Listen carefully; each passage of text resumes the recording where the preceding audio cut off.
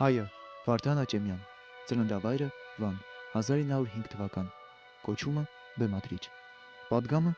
մշտապես եղեք որոնումների մեջ, համարձակ եղեք ձևի որոնումներում, ձեռք բերեք նորը, ժամանակակիցը, բայց երբեք մի գոհացեք ձեռք բերածով,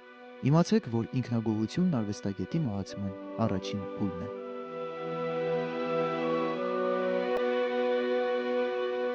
Վարդան Աճեմյանը 1939 թվականին Լենինականի թատրոնում 15 տարի աշխատելուց հետո տեղափոխվեց Երևան։ Սկզբում որպես բեմադրիչ, իսկ հետո գլխավորեց Մայր թատրոնը։ 1939-ին նա Երևանում բեմադրեց Պատվի համարը։ Պատվի համարի հաջողությունը Երևանում, հետո նաև Մոսկվայում Աճեմյանին արժանացրեց վարպետի կոչման։ 1953 թվականին Վարդան Աճեմյանը նշանակվեց Գաբրիել Սունդուկյանի անվան թատրոնի գլխավոր ռեժիսոր։ Նրա Երկիր հայրենի, Ժայռ, Բախտասար աղբար, Նամուս, Քաոս, Բալենու այգին, Պեպո, Իմ սիրտը լեռներում է առաջնակարգ ներկայացումները երևույթներ դարձան հայկական թատրոնի պատմության մեջ։ Ես չէի ուզում ընդհանրապես Լենինականը թողնել, սրտի մուրմուրով թողի Լենինականը։ Մի գիշեր նույնիսկ լաց եղա, դա իմ ստեղծած թատրոնն էր։ Թողնել ու գնալ Երևան անչափ դժվար էր ինձ համար։ Հայտնին թողնել ու գնալ անհայտ հորիզոններ։ Անկեղծ ասած, նույնիսկ մի ահ կար մեջս։ Գիտեի, որ այնտեղ այնպիսի ուժեր կան, որոնց հախից ինձանից ավելի փորձ ունեցողները չեն եկել։ Ուր մնաց ես, գավառական քաղաքից եկած երիտասարդս, բայց իմ դրությունն այնպես էր, որ ուրիշ ելք չունեի, ստիպված էի համաձայնել։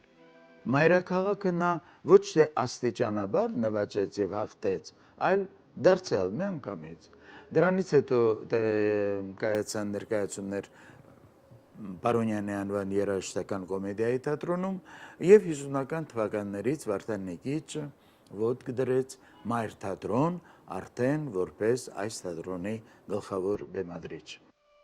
1936 թվականի հունիսի 7-ին Աղասի Խանջյանի մահվան լուրը ցնցեց համայն հայությանը, իսկ մորաքրոջ որդուն Վարդանին շանթահարեց։ Շուտով ձերբակալեցին հարազատներին։ Վրա հասավ Վարդան Աճեմյանի կյանքի ամենածանր պահը։ Նա ժամ առ ժամ սպասում էր իր հերթին։ Այսպես կոչված հերթից իր դուրս մնալը անտրամաբանական էր թվում նրան։ Նրբանկատ մարդը չէր կարող չտեսնել նրա խոշոր աչքերի խորքում երևացող տագնապն ու ցավը։ Միայն երեկոյան փորձերի ժամանակ նա կտրվում էր իրականությունից։ Հաճախ փորձերը տևում էին մինչև լուսաբաց։ Տուն գնալ չէր շտապում։ Նրան թվում էր, թե անխուսափելին վրա է հասնելու կեսգիշերին, տանը, եւ ինքը չի կարողանալու որևէ մեկին աղաղակել իր անմեղության մասին։ Բարեբախտաբար Վարդան Աճեմյանը չդարձավ ստալինյան բռնաճնշումների զոհ եւ մինչեւ կյանքի վերջին օրը անմնացորդ նվիրվեց հայ թատրոնին։ Ես բոլոր հայ բեմադրիչներից ամենաբախտավորն եմ, որին վիճակվել է աշխատել մեր ամենահռչակավոր հայ արտիստների հետ։ Այո, ինձ բաժին ընկավ այդ ստեղծագործական երջանկությունը, բայց եւ հայ թատրոնի սերնդափոխության ընթացքի հոգսերն ու դժվարությունները, քանի որ մինչև օրս էլ հասարակությունը չի կարողանում հաշտվել պանցալի հների կորստյան հետ եւ իրավացի թե հանրավի ամեն լավ բան ուզում է կապել անցյալի հետ։ Անխուսափելի մի երևույթ, որը հատուկ է ոչ միայն հայ թատրոնին եւ ոչ միայն մեր ժամանակներին։ Ես կրել եմ այդ երևույթի ծանրությունը եւ արել եմ հնարավորը անցման այդ շրջանը նվազ ցավագին դարձնելու համար։ Ես չեմ ունեցել եւ չունեմ ավելի նվիրական նպատակ, քան մեր ազգային թատրոնին բոլորանվեր ծառայելը եւ նրա բարի անունն ու հռչակը պահպանելը։ Վարդան Աճեմյանը կարող էր դառնալ լավ դերասան, ինչպես նաև շնորհալի նկարիչ, սակայն նա ընտրեց ռեժիսորի մասնագիտությունը, դարձավ վարպետ, թատրոնի շինարար։ Հայ բեմի մեծանուն դերասան Վահրամ Փափազյանը, ով երկար տարիներ աշխատել է Վարդան Աճեմյանի հետ, գրում է. Հետը զրուցելիս հանկարծ կնկատեք, որ բացակայում է Վարդանը, որ նրա մտքերն արդեն հեռու են սլացել ձեզանից։ Մի ուրիշ ավելի կարևոր տեղ են հիմա, կամ թերևս ունկնդրում է իր ներքին ձայնին, որ հետաքրքիր հղացումներ է շշնջում, նոր ու թարմ մտքեր է հուշում նրա հոգու ականջին։ Սիրալիր ու պատրաստական զրուցակցի տեղ հանկարծ հայտնվում է ցրված անուշադիր մի մարդ, բայց դրա համար մի վրդովեք նրա վրա։ Նա ձեզ համար, բոլորիս համար է սլացել իր տեսիլքների ետևից, եւ եթե ոչ այժմ, եթե ոչ շատ շուտով, ապա ինչ որ պահի ամենը ցույց կտա մեզ բեմից։ Վարդան Աճեմյանի նամակը Գուրգեն Մահարուն։ Իմ սիրելի Գուրգեն, ստացա քո նամակը, որին վաղուց սպասում էի։ Այնքան ուշացրիր, որ նույնիսկ քո գրիչը չի կարող արդարացում գտնել։ Ուրախ եմ, շատ ուրախ եմ, որ ձայնդ լսեցի, եւ դու հիշում ես ինձ։ Ուրախ եմ, որ դու կաս, որ կատակում ես, գրում ես, որ դու քեզ նման ես։ Մենք բոլոր աճեմյաններս ողջ առողջ ենք, փառք Աստծո։ Մեզ այլևս ուրիշ բան պետք չէ։ Փափազը չկա այլևս։ Մեծ արտիստ էր Փափազը, եւ գնալով ավելի է մեծանում։ Բոլոր մեծերը մահվանից հետո ավելի են մեծանում։ Մի խոսքով, ես գիտեմ, որ դու հանգիստ նստող չես եւ շարունակ աշխատում ես։ Գրիր ինչի վրա ես աշխատում։ Ողջույններ բոլորից։ Անտոնինային սրտագին բարևներ։ Քո Վարդան 1968 թիվ 2 փետրվարի Երևան։ Հերոսի կոչումը մենք իմացանք 1 ամիս հետո, քանի որ իր համար այդ կոչումները բոլորովին նշանակություն չունեին եւ պարզվեց, որ մի ամիս արդեն նա ուներ այդ կոչումը, բայց չէր ասում։ Մի օր ընտանիքով այսպես նստած ճաշում էինք, մեկ էլ ասեց, իդեպ հերոս եմ դարձել, հերոսի կոչում ունեմ, ապշեցինք ուղղակի։ Այդպես էր։ Կարծեմ մի անգամ Դեմիրճյանը ասել էր Վարդանի գիտիչ այդ աստղը ինչի չեք հագնում այդ ժողովների ժամանակ բան։ Ասել էր այն ժամանակ Բրեժնևը շատ շքանշաններ ուներ, չէ։ Ասել էր մի հատը չեմ հագնում։ Այդպես կատակել էր։ Նույն վերաբերմունք ուներ տատիկը Սարուս Ասերյանը կոչումների հանդեպ։ Նա երբեք չէր հավատում, որ ՍՍՄ ժողովրդական դերասանուհի կարող է դառնալ, այն էլ մի ընտանիքում, որտեղ արդեն մեկը ՍՍՄ ժողովրդական դերասան է։ Վարդան Աճեմյանը վստահ էր, որ ռեժիսորը սոսկ պիեսներ բեմադրող չէ, այլ ամենից առաջ ազգային մշակույթ ստեղծող։ Նա ի սկզբանե հավատում էր ստեղծագործող մարդու անմահությանը։ Տաղանդաշատ ռեժիսորի մտերիմների հուշերում կարդում ենք. «Մի անգամ 1964-ի աշնանը Աճեմյանին հանդիպեցինք հուզված ու շփոթված տրամադրության մեջ։ Այլայլվել էր, ինքն իրեն կորցրել։ Տարտամ քայլերով դիմում էր դեպի ռուսական թատրոն։ Այն հարցին, թե ինչ է պատահել, Աճեմյանը պատասխանեց. Ցոլակ ամերիկյանն է մեռել։ Երբեք մտքովս չէր անցնի, որ ցոլակը կարող է մեռնել։ Անհավանական, զարմանալի բան էր մահկոչվածը Աճեմյանի համար։ Նա կարծում էր, գիտեր, թե ամենք նր կյանքում մահանում են մեկ Գրեգորի պես, մահվան բոլոր տեսարանները խաղալով եւ ապա հպարտ ոտքի ելնում, հանդիսականից ապողջուններին ընդառաջ։ Այո, նա չէր հավատում, որ ստեղծագործող մարդը մահանում է»։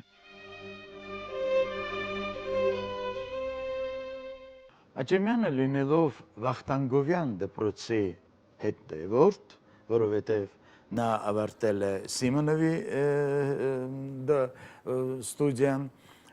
աշխատել է նրա հետ եւ ինքը իր ստեղծագործության մեջ, իր մոտեցման մեջ նրա մոտ շատ վառ էր թատերայնությունը։ Պատահական չէ, որ նա հրաշալի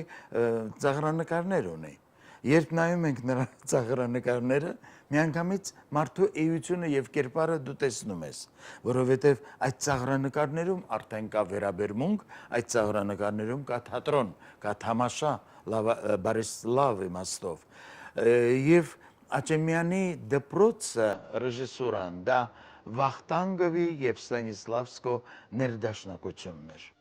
Վարդան Աճեմյանի պնդմամբ թատրոնում աստղեր պիտի լինեն։ Մեծանուն դերասան Մհեր Մկրտչյանը, ով դեռևս Լենինականի թատրոնում աշխատել էր Աճեմյանի հետ, գրում է. Աճեմյանի ամենամեծ ուժը հավատն է։ Նրա հետ աշխատող դերասանը անկախ տարիքից ու տիտղոսներից անվերապահորեն հավատում է նրան։ Վերջապես փորձերն ավարտվում են, մոտ է պրեմիերան։ Սակայն մինչև վերջին պահը Աճեմյանը անընդհատ փոփոխություններ է կատարում բեմադրության մեջ, անընդհատ նոր հնարքներ է մտցնում։ Ահա եւ պրեմիերան, որն անցնում է ցնցող հաջողությամբ։ Այդ օրը Աճեմյանին դժվար է գտնել, որովհետև նա աշխատում է աննկատ մնալ։ Իսկ երբ դերասաններն ու հանդիսատեսը համառորեն նրան բեմ են հրավիրում, նա հապճեպ գլուխ է տալիս ամեն կերպ դերասաններին մղելով առաջ։ Այս արարողությունից հետո նա միայնակ վերադառնում է տուն։ Բարձրանում է իր շենքի աստիճաններով, որոնցից ամեն մեկը մի բեմադրված եւ չբեմադրված պիես է։ Ներս է մտնում, թեթև խփում է Արուս Ասերյանի ուսին, որ նշանակում է ամեն ինչ լավ անցավ, եւ մտնում է անկողին, որպեսզի քնի մեջ անգամ շարունակի փորձել։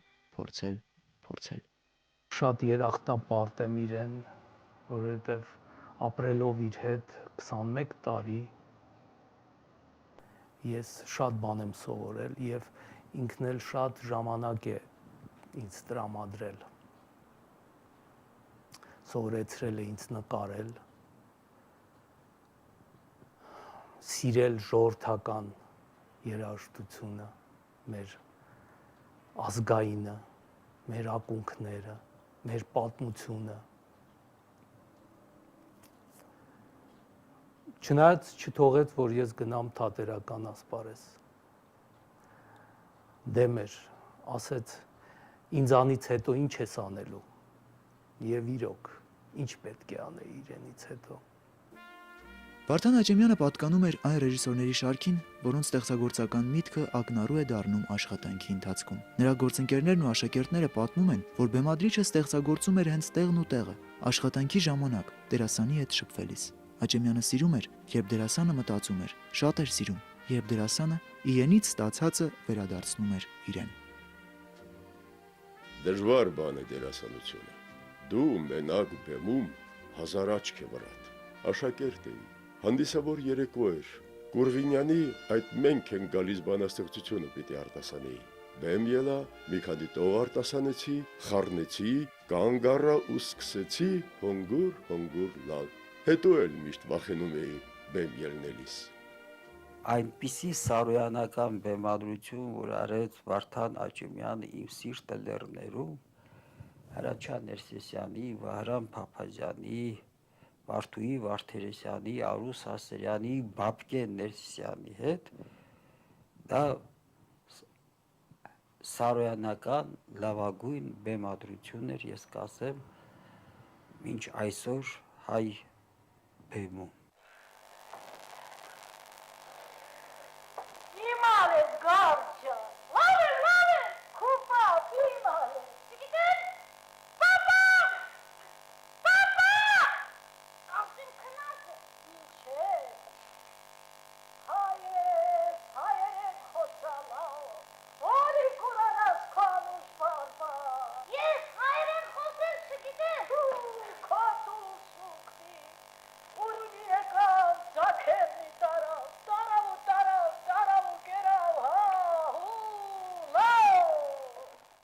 $1959 թվին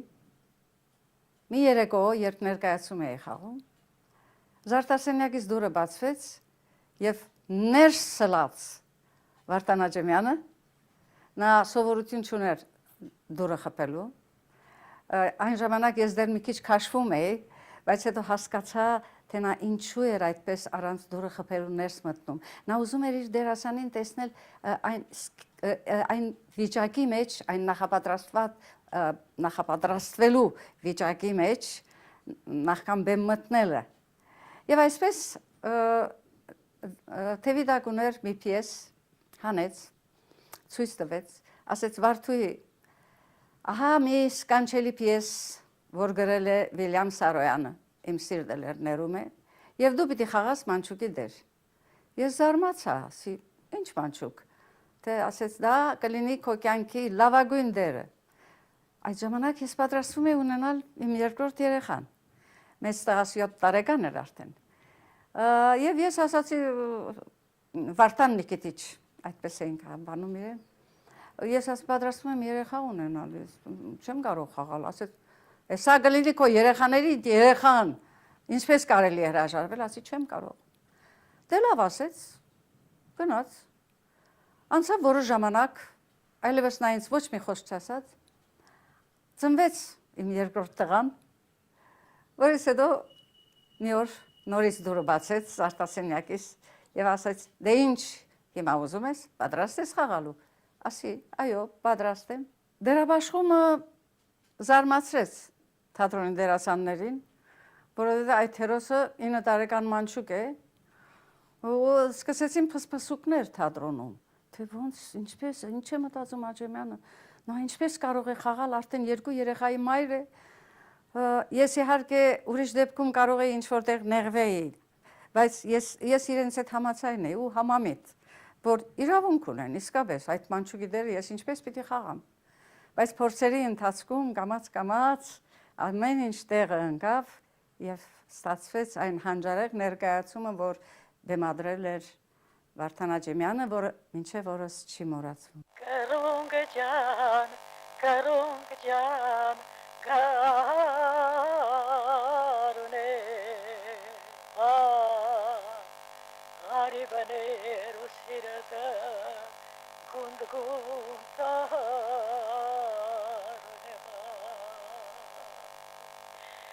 Vah karunga can, garune.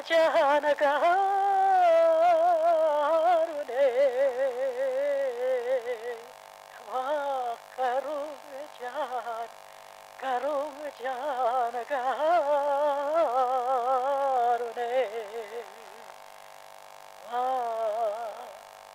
Ari bane rusirata, gund gunta.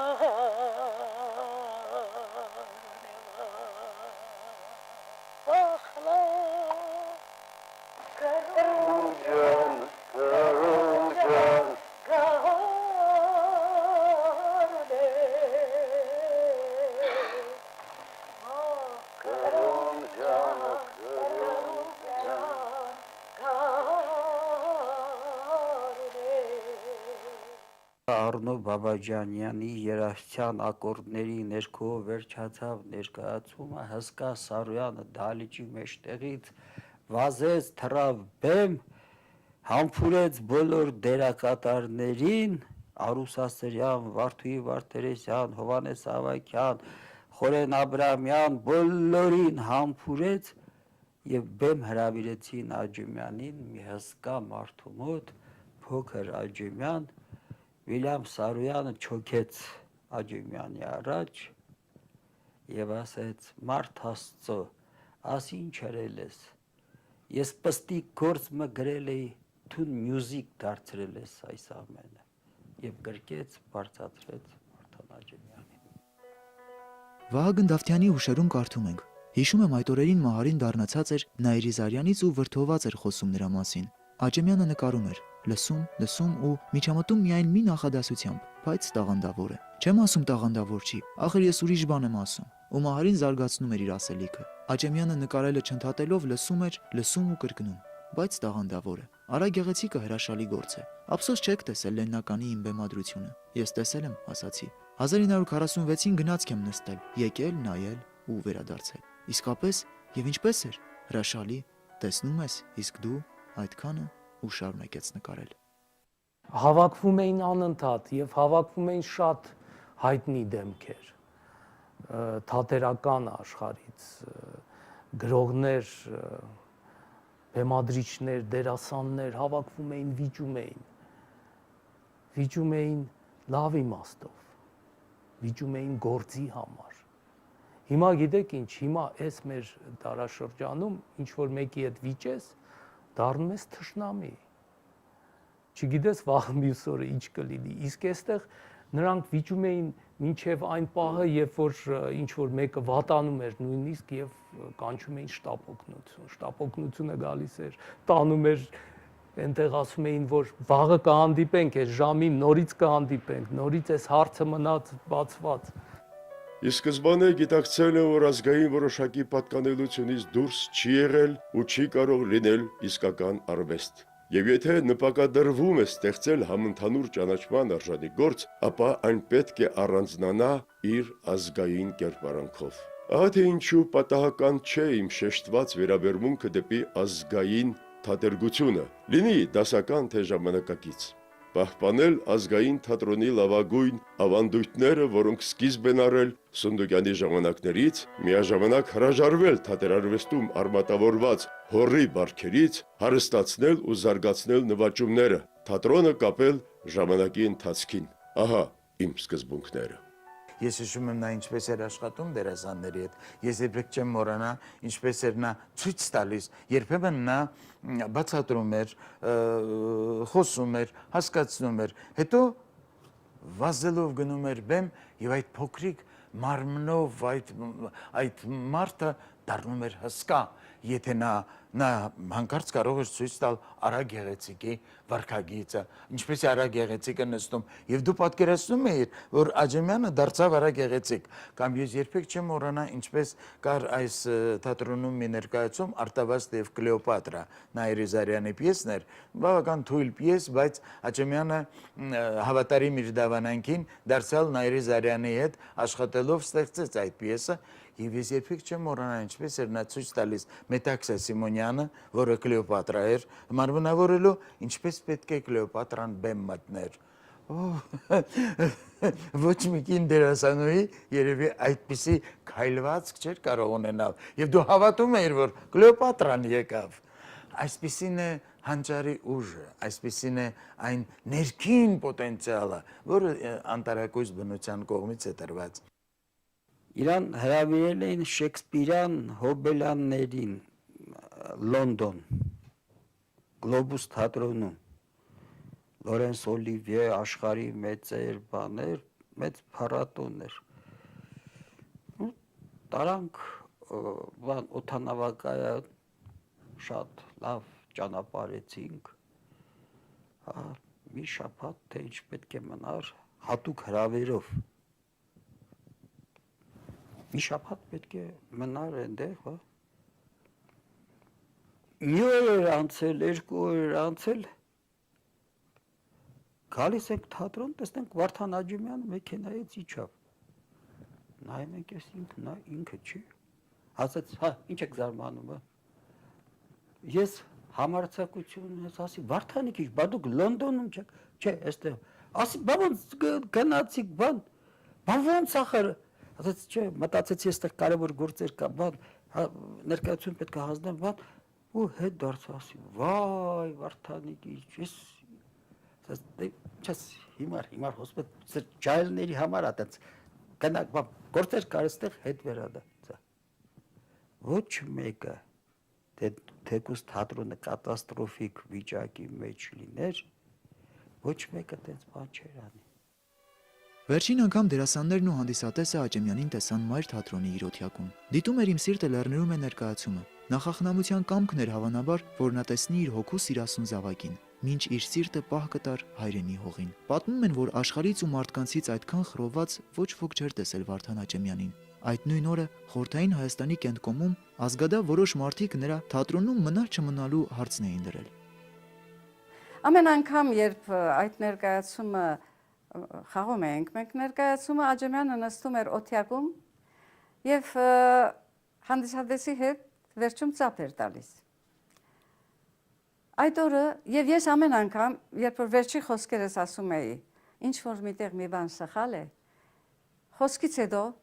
երբ որ արդեն վարակույրը բացվում էր եւ մենք գլուխ պիտի տայինք, անպայման իմ աչքը ընկնում էր օթյակին, որտեղ նստած էր Վարդան Աջեմյանը, եւ նրա այդ ծափ տալու նրա ժպիտից արդեն զգում էի, որ ես այդ խոսքերը լավ եմ ասել այդ օրը։ Ահա այս ներկայացման ժամանակ նորից վերջացավ ներկայացումը, այդ բարերը ասացի, ինչ որ միտեղ մի բան սխալ է, ու նորից աչքս ընկավ օթյակին, որտեղ կանգնած էր Վարդան Աջեմյանը։ Բայց այս անգամ ի զարմանս ինձ նա ծափ չէր տալիս։ Նույնիսկ այս հերավորության վրա նկատեցի, որ նրա դեմքը գունատ է։ Հաջորդ օրը բոթեցին, որ Վարդան Աջեմյանը այլևս չկա։ Դա նրա վերջին ներկայացումն էր այդ օրը, որ նա դիտեց եւ այդ ներկայացման պատկերը իր հետ տարավ։ Տասնամյա պատանի Վարդանը ի բախտավորություն հայ թատրոնի փրկվեց թուրքական յաթաղանից, բայց չդիմացավ բութ համառությամբ գրոհող միջակության բարձրացող խորձանքի ալիքներին։ Իմանալով Վարդան Աջեմյանի մահվան գույժը, աշխարհահռչակ գրող Վիլյամ Սարոյանն իր ցավակցությունը հետևյալ տողերով էր արտահայտել։ Մենք բոլորս կորցրինք մի մեծ համերգրացի։ Վարդան Աջեմյանը տվել է մեզ գերազանց բեմադրություններ Հայաստանի ու հայերի եւ թե աշխարհի ու մարդկային ցեղի մասին երկուստեք։ Ու թեպետ նրա նման երկրորդը երբեք աշխարհ չի գալու այլևս։ Մենք պիտի շարունակենք թատերախաղ գրել ու բեմադրել։ Ափսոս, որ նա այնուամենայնիվ տխուր գնաց աշխարհից, մարդիկ նրան եղան մարդիկ, որոնք հասկանալով հանդերձ չուզեցին հասկանալ։ Շատ էր մեծ տաղանդը ու շատ էր հանճարեղ։ Այո, դա ժամանակավոր բան է։ Պատմությունը ոսկե դարերով պիտի գրի նրա անունը եւ սերունդ է սերունդ նա պիտի հիշվի։ 1977 թվականի հունվարի 24-ին հայոց մեծերի հանգստարանում փոքրամարմին այդ մեծ մարդու Վարդան Աջեմյանի շիրիմը ծածկվեց ծաղիկներով։ Տիկնոջ խորհրդային միության ժողովրդական արտիստուհի Արուս Ասրյանի աչքերում օրվա բոլոր ժամերին լճացած էր արցունքը։ Տխրությունը խոր ակոսեց նրա հոգին եւ այդ հիասքանչ դերասանուհին, ով այնքան շռայլ ծիծաղ պարգևեց մարդկանց, տխրությամբ հեռացավ այս աշխարհից։ Ինչ որ միտեղ, ինչ որ մի բան սխալ է։ Ահա սարոյանական այս բառերն էին, որ Վարդան Աճեմյանը լսեց բեմից իր սիրտը հայրենի հողին հանձնելուց մի քանի ժամ առաջ։ Կյանքից հեռացավ մի մարդ, ով ավելի քան կես դար խելահեղորեն կյանքն էր արարում բեմի վրա։ Արարում էր գունեղ, զրնգուն, մարդկանց բերկրանք պարգևող, քաջալերող կյանք։ Վարդան Աճեմյանը կյանքից հեռացավ սերունդներին թողնելով հետևյալ պատգամը. մշտապես եղեք որոնումների մեջ, համարձակ եղեք ձևի որոնումներում, ձեռք բերեք նորը, ժամանակակից է, բայց երբեք մի գոհացեք ձեռք բերածով։ Վարդան Աճեմյանի անունը կրող փոքրիկ նրբանցքը, որը գտնվում է Երևանի ծայրամասում, արդեն 10 տարի է ցուցանակ չունի։ Գյումրու Վարդան Աճեմյանի անվան թատրոնի բակում արդեն 30 տարի է, այդպես էլ չտեղադրվեց մեծանուն ռեժիսորի կիսանդրին։ Այնուամենայնիվ, ինչ որ միտեղ, ինչ որ մի բան սխալ է։